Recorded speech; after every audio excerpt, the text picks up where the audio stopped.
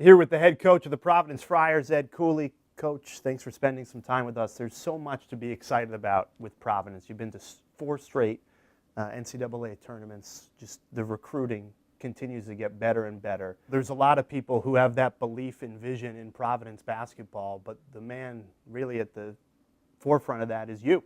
You have a vision, a belief that this Providence Friars team can make a lot of noise, not only in the Big East, you've already done that, but in the nation. How do you go about that on a day-to-day basis? Well, you have to have people around you that you trust, and I think we have, I've said this a lot, I think there's great staffs out there, and I'm very biased, but I think with the core group of guys that we have, with Brian Blaney, Jeff Battle, Ivan Thomas, Nicola, and Kevin Kerbeck, and then you have your support staff. It's the people, you know what I mean? It's not about the head coach.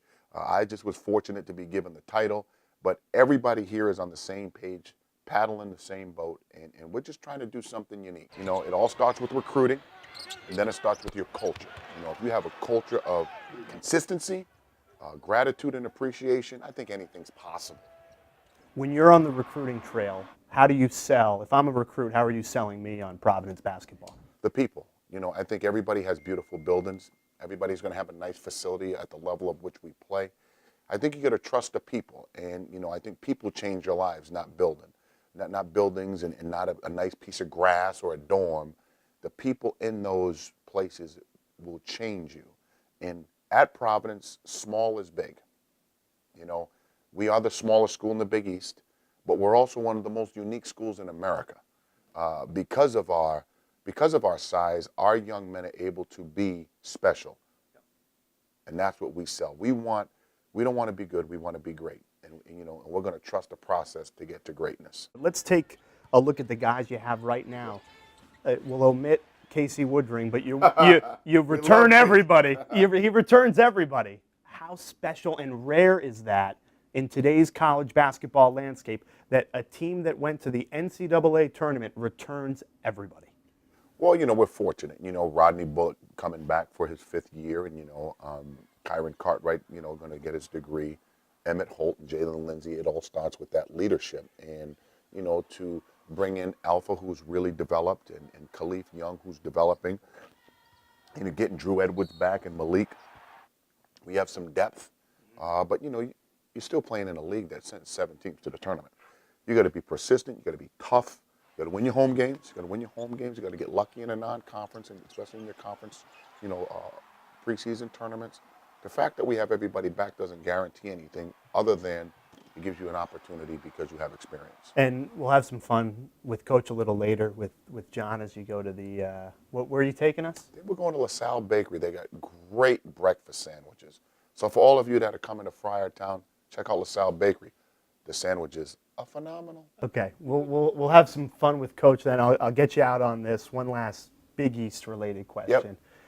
It's said 7 teams to the tournament. It's a grind day in and day out.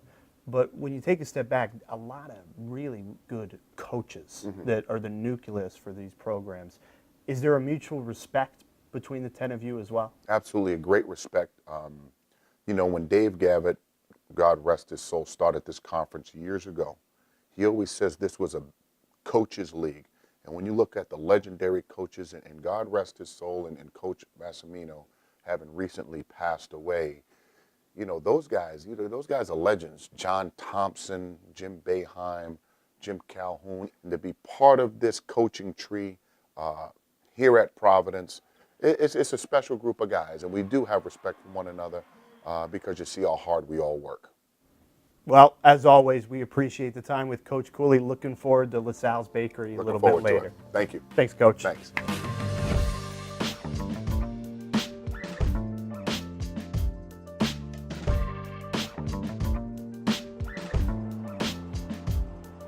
It's unbelievable. So the chocolate mousse, I'm a big chocolate guy. It's really good. This is probably better. That's how good this is.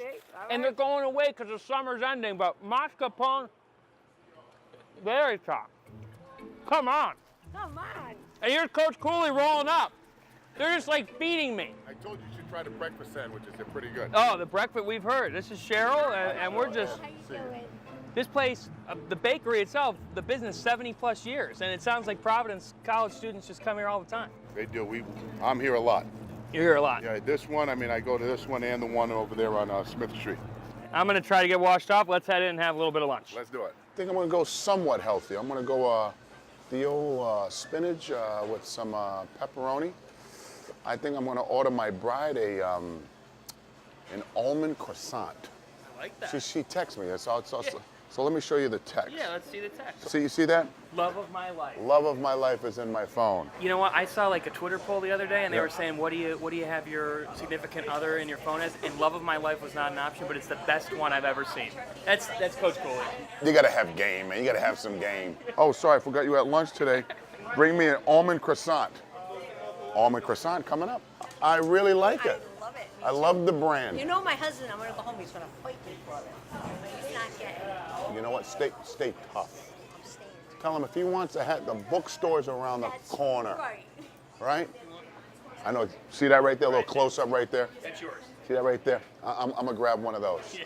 I'm gonna for sure grab one of those. Done deal. So while we're waiting, do you mind sitting down? For a No, couple- let's do it. Yep. We'll talk Yep. a little bit. Yep. Yeah. I worked at Bridgewater Raynham Regional High School, and they gave me my first full-time job out of college, and I was a world history teacher, a U.S. history teacher, and I was 23 years old, and I was afraid. You know, you're walking into this classroom, and Professor Cooley, Mr. Cooley, or? no, Professor Cooley. They call me Mr. Cooley, and ironically, we were in a hotel in San Francisco.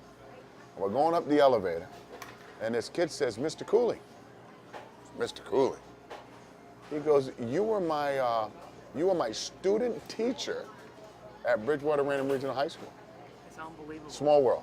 Tell me about your family. Well, my wife Nerese, we have 2 children. They're growing up. I have a 20-year-old, I have a 16-year-old, soon to be 17. We do a lot together. We love to watch Jeopardy every day.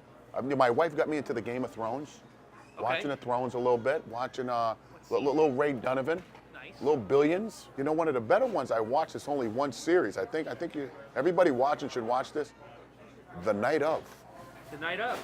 Pretty I haven't good. seen it. I'm big on House of Cards. House of Cards. Oh, great. Frank. Oh, Underwood.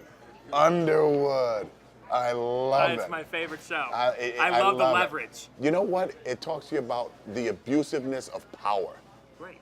You know what I mean? You talk about you're talking about being in charge. Man, do they know they're in charge. Right at the final end when she looks at the camera and says, "It's my turn." I love it. I love it. I'm not on season 5, so I think I might know what's coming now. I'm on season 4.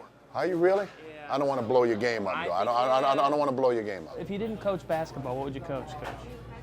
And can you even think about? In all honesty, if I didn't coach basketball, I wouldn't be alive. I don't think of anything else. I'm asked that question a lot. If I didn't coach basketball, what would I do? Never comes to mind. I'll do what I'm supposed to do, and that's help people.